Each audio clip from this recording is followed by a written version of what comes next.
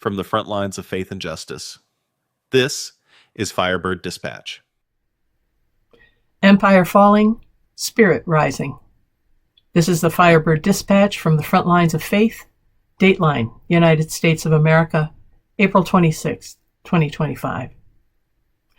Here are some of the things facing us as people of faith this week. It's heavy, but it's also holy.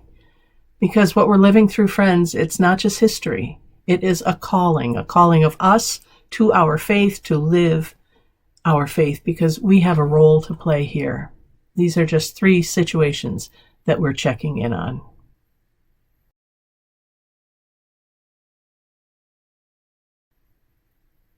Over the past several weeks, there have been millions, and I do mean millions, literally millions of people hitting the streets.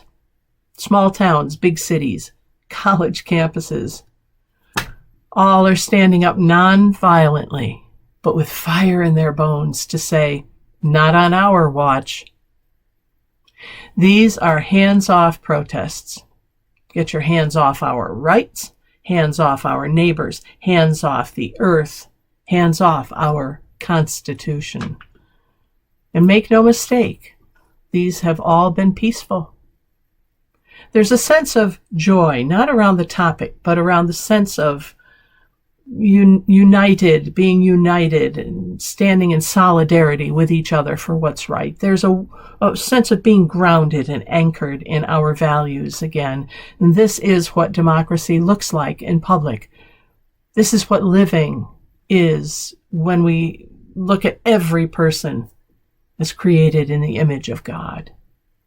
In the gospel, meaning the good news, of course, the gospel that we follow, the real one, not the sanitized one. This is what it means to be the salt and the light. This is what it means to rise up, for the kingdom of God is in the here and now and not just in the great beyond. This is our work. This is our calling. The good news is, and I use that term advisedly, the good news, the gospel is, the numbers don't lie. Polls are showing major shifts in people's opinions of this administration. Most Americans, 2 out of 3, in fact, are saying no to fear-based leadership. They don't want it done with cruelty. They don't want it done with chaos. Washington Post, ABC News, Ipsos, Pew Research Center, Gallup, Reuters, The Economy with YouGov have all conducted survey polls in the last month showing a steady decline of the administration's support among the people. But the most recent one, as of this broadcast, is from the New York Times Siena College poll, and it reflects a growing public dissatisfaction with his administration's policies and leadership style. Some of the key findings are these. The overall approval rating for this president, 42% of voters approve of him. Well over 50% disapprove. That means if you don't like what's going on, you're in the majority. Good on you. 66% of respondents describe his second term as chaotic, 59 as scary.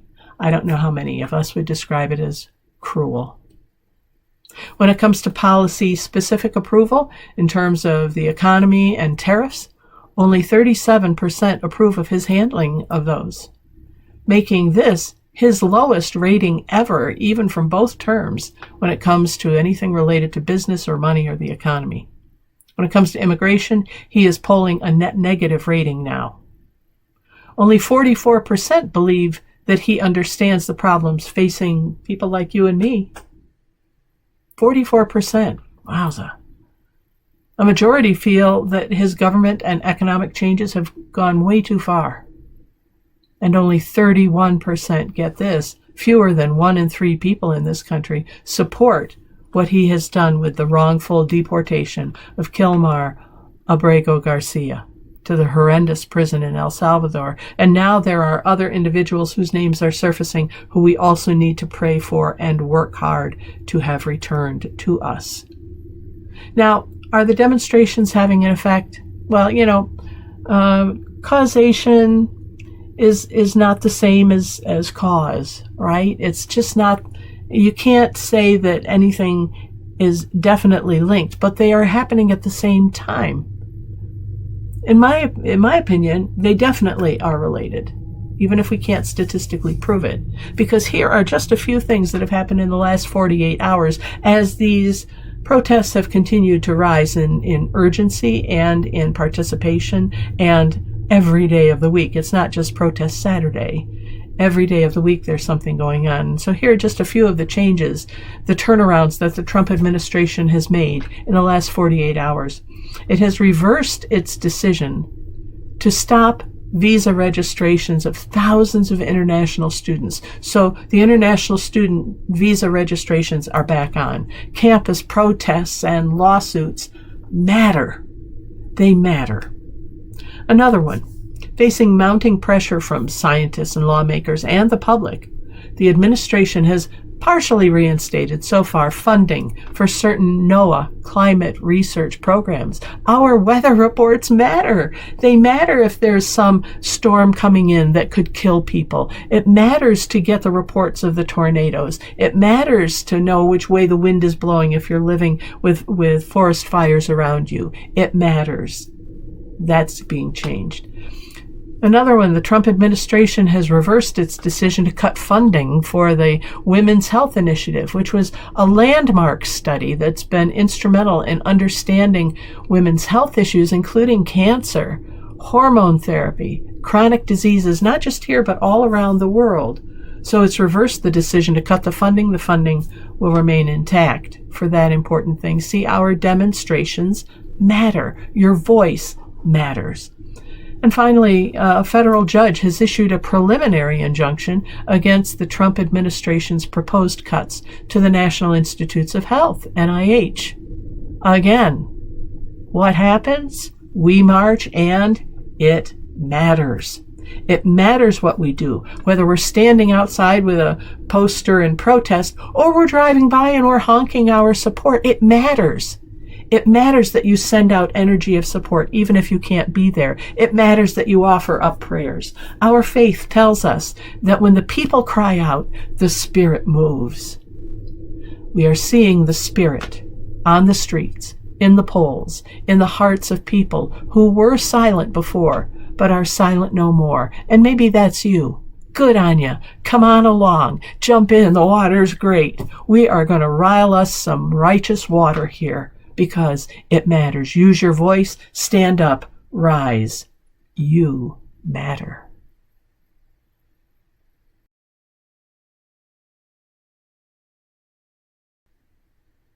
The economy is rumbling. Markets have dropped hard after the new tariffs, then they rose a little, then they've dropped. They are back and forth and back and forth. Talk of recession is in the air. This last week, 3 CEOs from leading retailers in this country, big box stores, went to meet with the president to say, look, if you keep this up in the next 2 or 3 weeks, there are going to be empty shelves when people go to shop. Imagine that. In the United States, empty shelves in retail stores. Some will try and spin this and say, oh, that's just business, but we know the deeper truth, don't we? We know that when leadership is built on selfishness and domination, it eventually collapses under its own weight. Jesus flipped the tables for a reason. This isn't just about markets. It's about values, not market values, our values. So, plan for the worst, hope for the best. Help those who need it. We're all in this together. When a huge crowd gathered to hear Jesus, and he talked for so long that they were getting a little antsy and getting a little hungry, the disciples began to panic a bit. They began to worry about scarcity of food. How are we going to feed these people? And Jesus doesn't magically produce everything like zap, there it is.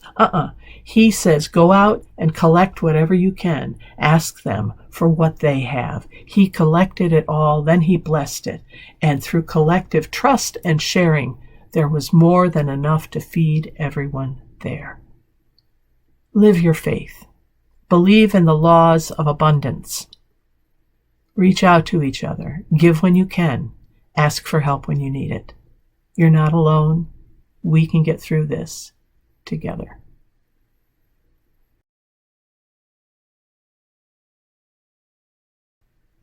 Item number 3 may be our biggest warning of all, and that is that the guardrails are getting tested day after day after day. The guardrails of our small d democratic form of government, our republic.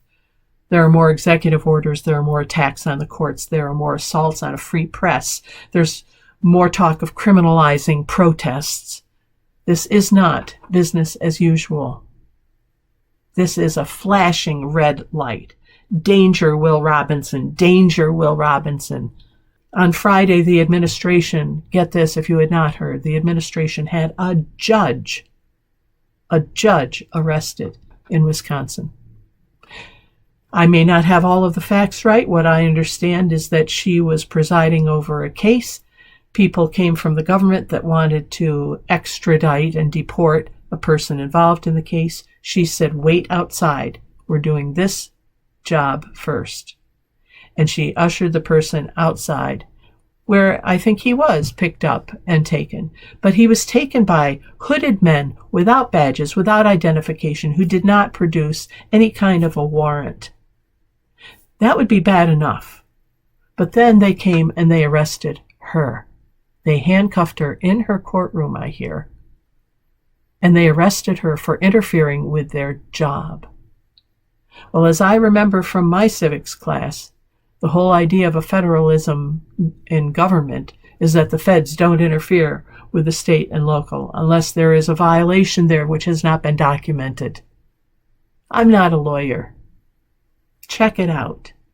But I would not be at all surprised if there ended up with some kind of a court case accusing the government of kidnapping, because everyone who witnessed this and other deportation seizures have thought that the person was being kidnapped. There's no recognition of authority. There's no badge. There's no insignia. There's no FBI across the back of the jacket. There's nothing that we see on television that lets us know that this is an authentic and authorized movement. At Firebird, we believe the Spirit calls us to resist the empire, not worship it. Resist it. This is way beyond a time for thoughts and prayers, friends. This is a time for actions. This is a moment for holy trouble. This is a moment to rise and get involved. This is a time for good rebellion, for faithful response. This is a time for us to be who we say we are.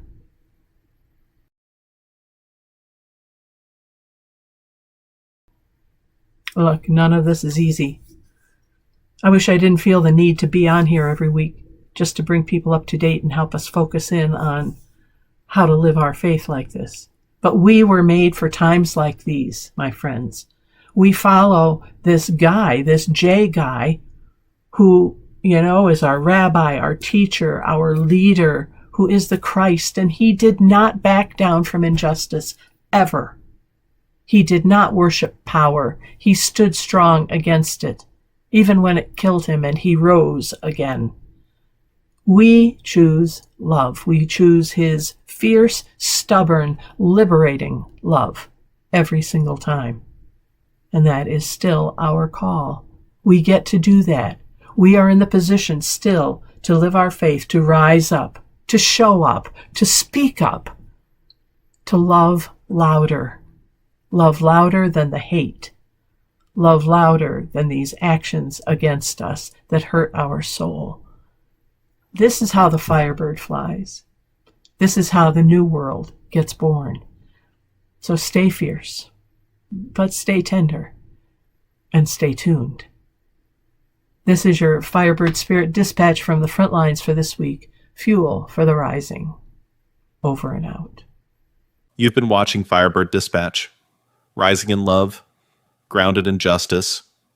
Join the movement at #FirebirdSpirit.